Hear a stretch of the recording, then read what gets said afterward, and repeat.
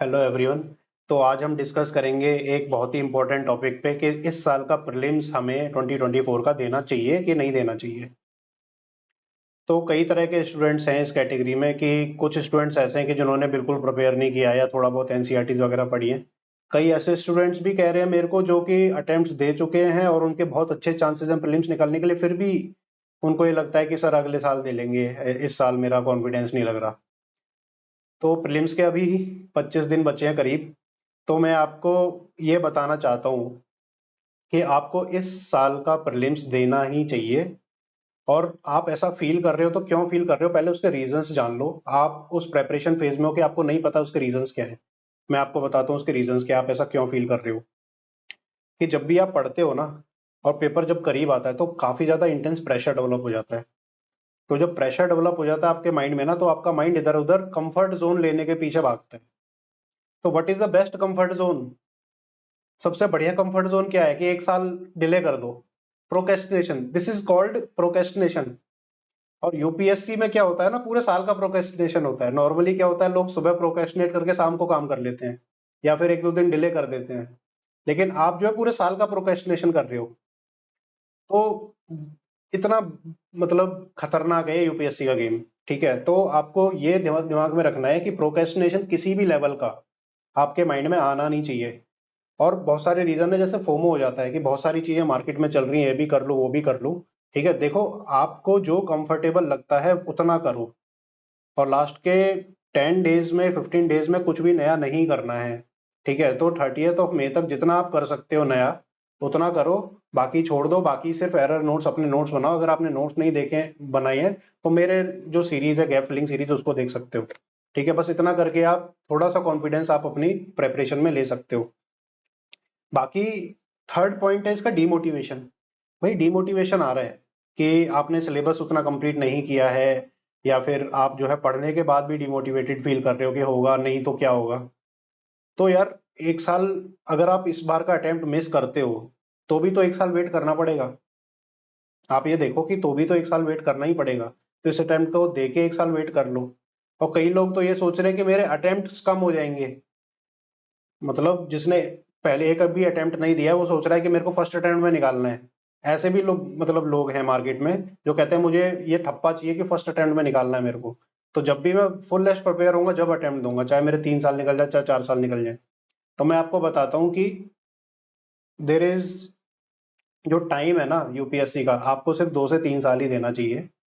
आपका इस साल अटेम्प्ट में नहीं हो रहा है तो भाई मेरे अगले साल भी नहीं होगा। ठीक है, क्यों नहीं होगा? क्योंकि एक साल बाद की आपको सिचुएशन नहीं पता है। इस साल आपने प्रिपेयर किया है, आप डिमोटिवेटेड हो, ठीक है, आपने सिलेबस कंप्लीट किया, आपने टेस्ट लगाए हैं। और मान लो एक साल बाद की किसने देखी है? आपकी हेल्थ अच्छी रही नहीं रही, आप जो है ट्रिप में आगे नहीं आ गए, डिप्रेशन आ गया नहीं आ गया, फैमिली सिचुएशन कैसी रह गई है, कोई हादसा ना हो जाए। ठीक है, तो पूरा हसड़ बसड़ हो सकता है अगले साल। यू डोंट नो भाई, बहुत बड़ा टाइम होता है और आज का टाइम ऐसा चल रहा है, कभी कुछ हो जाए कुछ नहीं पता। समझ रहे हो ना? तो और स्टार्स की भी बात होती है कि आपका लक इस साल काम करने वाला है। आपको क्या पता है आपका अगले साल काम करेगा नहीं करेगा। आपका लक इस साल काम करने वाला है। ठीक है, तो ये भी आपको देखना पड़ेगा। तो इस साल का अटेम्प्ट देना ही बनता है। फिर होता है कि कई लोग ये कह रहे हैं कि सर हमारा मेंस तो प्रिपेयर ही नहीं है, चलो प्रीलिम्स के लिए प्रिपेयर कर लिया, टेस्ट लगा लिया, लेकिन मेंस प्रिपेयर नहीं है। तो देखे क्या फायदा है? देखो, उसमें भी देखे फायदा है। आप दो सिचुएशन देखो कि पहली ये सिचुएशन है कि आपने इस साल का अटेम्प्ट नहीं दिया और आप मेंस का प्रिपेयर करने लग गए। ठीक है, तो आप बेसिकली कंफर्ट जोन अपनी तलाश रहे हो कि मैं प्रिपेयर करके ही फुलेस्ट परफेक्ट होके ही दूंगा। Perfection, there is no perfection. तो आप ये देखो कि 6 महीने बाद दिसंबर जब आएगा, तो दिसंबर की स्टेज पे अगर आपने प्रीलिम्स निकाल लिया और मेंस का एक्सपीरियंस ले लिया, चाहे आपका बेशक प्रिपेयर ना हो, लेकिन मेंस का एक्सपीरियंस तो ले लिया आपने। तो आपको अपनी स्ट्रेंथ वीकनेस जो भी गलतियां करी वो सब पता है। समझ रहे हो ना, रियल एग्जाम की फील पता है। लेकिन आप अगर अगले साल मेंस देने जा रहे हो, अगर अगले साल प्रीलिम्स क्लियर करके मेंस देने जा रहे हो, then that will be your first mains. आपको नहीं पता है कि आप क्या मिस्टेक करोगे, किस तरह की सिचुएशन फेस करोगे। ठीक है, और मॉक मेंस नाम की कोई चीज नहीं होती है। यूपीएससी और मॉक प्रीलिम्स नाम की भी कोई चीज नहीं होती है। आप दे रहे हो for practice, that is fine. लेकिन जो यूपीएससी का एक्सपीरियंस है दैट इज कंप्लीटली डिफरेंट। अगर आपका इस साल नहीं भी निकलता है तो अगले साल आपको एग्जैक्टली पता है कि किस तरह का माइंडसेट मेरे को लेके चलना है और लास्ट का जो 20-25 डेज है उसको कैसे मैनेज करना है। लास्ट ईयर मैंने कैसे किया था, क्या गलतियां करी थी, और इस साल मेरे को उन गलतियों को कैसे सुधारना है। आपको ये एक्सपीरियंस आता है लास्ट के 20 डेज में प्रिपेयर करने का, उस एग्जाम प्रेशर को हैंडल करने का लास्ट के डेज में। ठीक है, तो अगर आपका तैयारी है, नहीं है, निकल रहा है, नहीं निकल रहा है, एग्जाम को देके छुट्टी करो। सीधा कहने का मतलब ये है, आपने 4 सब्जेक्ट पढ़ी है, प्रॉपर एग्जाम दो। आपने फुल प्रिपेयर किया है, प्रॉपर एग्जाम दो। एग्जाम देना ही है। और ये नहीं सोचना मेरे अटेम्प्ट खत्म हो गए तो भाई 6 साल देने हैं क्या? जवानी बर्बाद करनी है कि यूपीएससी में? जवानी बर्बाद नहीं करनी। 3 साल का गेम है बस। 3 साल में निकला निकला, नहीं निकला निकल जाओ, कुछ और करो। ठीक है, इस गेम में नहीं फंसना है। इर्रेस्पेक्टिव कि आप इंटरव्यू तक पहुंच गए हो उन 3 सालों में, that is a different case. लेकिन अगर आपके मेंस में 100 नंबर कम आ रहे हैं तो भाई 100 नंबर इंप्रूव करना काफी डिफिकल्ट काम हो जाता है। ठीक है, और आपका रेगुलर प्रीलिम्स निकलना है, that is also different case कि भाई प्रीलिम्स मेरा निकलेगा, मेंस की है बस तैयारी। तो आप उसमें टाइम दे सकते हो, but not more than 3 years. पूरी जवानी बर्बाद नहीं करनी है इस गेम में। ठीक है, बहुत लोगों ने कर दी, मैंने कर दी, आपको नहीं करनी है। 3 साल दो, निकलता है बढ़िया है, नहीं निकलता कोई बात नहीं, अटेम्प्ट की तो सोचना ही नहीं है।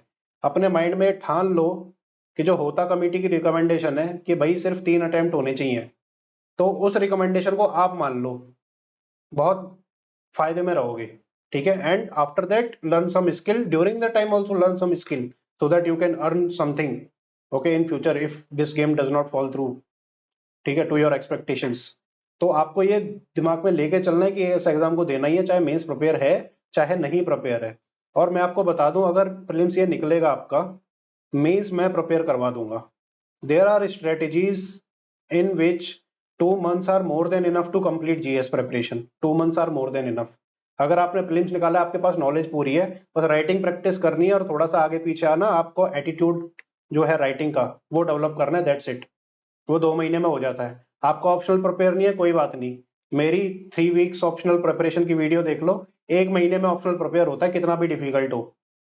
ठीक है, रीड करने से हो जाता है। 2 बुक पढ़नी है बस ऑप्शनल की, आपका कोई भी ऑप्शनल हो। 10 बुक पढ़ोगे तो 10 10 साल पढ़ते रहो, नहीं निकलेगा। 2 बुक से ही निकलेगा ऑप्शनल। ठीक है, और आपको आंसर राइटिंग प्रैक्टिस आनी चाहिए। तो अगर बुक पढ़ेंगे, साइड बाई 2 बुक पढ़नी है, side by side answer writing practice करके 1 महीने में बहुत अच्छे से ऑप्शनल प्रिपेयर हो सकता है। बाकी लक का गेम है, हो सकता है आपकी राइटिंग स्किल इतनी अच्छी हो कि ओवर द ईयर्स आपने डेवलप करी हो।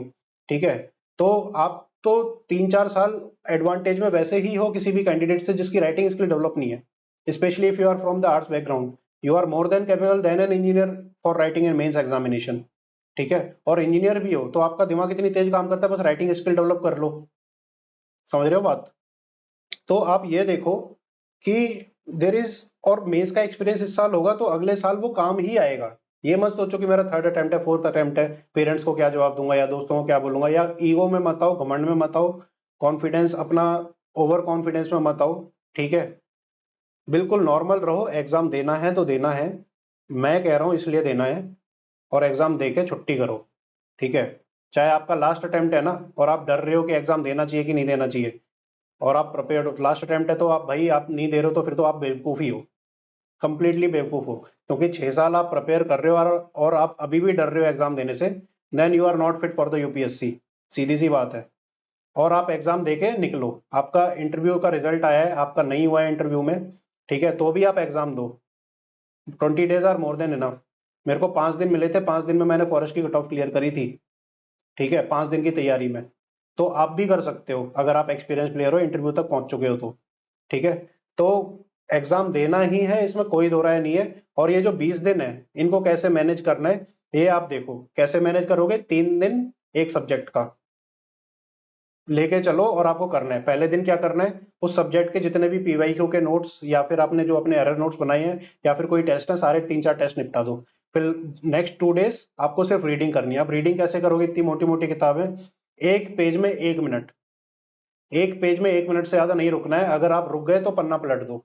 कोई भी पैराग्राफ स्कैन करो, उसमें जो इंपॉर्टेंट लाइन है वो पढ़ो, अगले पैराग्राफ पे आओ, जो इंपॉर्टेंट लाइन है वो पढ़ो, अगले पैराग्राफ पे आओ। इस तरीके से आपको स्कैन थ्रू करनी है बुक्स, पढ़ना नहीं है बुक्स को, बस स्कैन थ्रू करनी है और एग्जाम में जाके बैठ जाना है, दैट्स इट। सिर्फ इतना करना है ना? और आप यकीन नहीं मानोगे, आपने जितने टेस्ट दिए डजेंट मैटर। आपने 40 टेस्ट दिए बहुत अच्छे, जिसने 10 टेस्ट दिए उसका भी बहुत अच्छा, उसका भी उतना ही चांस है जितना 40 टेस्ट वाले का चांस है। क्योंकि जितने भी मार्केट में टेस्ट सीरीज है, even mine, I can not guarantee कि मेरा जो टेस्ट है उसके हिसाब से पेपर आएगा, ठीक है, लेकिन वो प्रैक्टिस के लिए होता है, नॉलेज इंक्रीमेंट के लिए होता है टेस्ट। तो यूपीएससी का पेपर है, वो सिर्फ वो 2 घंटा डिसाइड करता है कि आपका सिलेक्शन होगा कि नहीं होगा, ठीक है। अगर आपका माइंडसेट अच्छा है और आपने कम भी पढ़ा है तो भी आपका सिलेक्शन होगा। अगर आपने दुनिया भर का पढ़ा है और आप माइंडसेट अच्छा नहीं है तो भी सिलेक्शन के चांसेस कम हो सकते हैं, but you need to have that experience, है ना। तो जाके सिर्फ एग्जाम देना है और सोच के चलो, 20 दिन वेस्ट नहीं करने हैं, प्रोक्रेस्टिनेशन साल भर का नहीं करना है, एग्जाम दो जाके, ठीक है। और मोमेंटम बनाना एक बहुत बड़ी चीज होती है। मोमेंटम बनाना मतलब कि जो लास्ट के 20 डेज है उसमें मोमेंटम कैसे बिल्ड करें कि पीक पे आके आप जो है एग्जाम दो। ये एक स्किल है, ये एक स्किल आप इसी साल सीखोगे अगर शुरुआत के अटेम्प्ट दे रहे हो तो, ठीक है। तो और लास्ट अटेम्प्ट दे रहे हो तो देना ही चाहिए, नहीं तो इस साइकिल से बाहर निकलो, ठीक है। तो मेरा यही कहने का मतलब था कि इसमें नहीं आया कि हमारी मेंस की तैयारी नहीं हुई सर, और हमारा सिलेबस कंप्लीट नहीं हुआ सर, हमारा प्रॉपरली रिवाइज नहीं हुआ, हम पहली बार ही सब चीज़ पढ़ी है।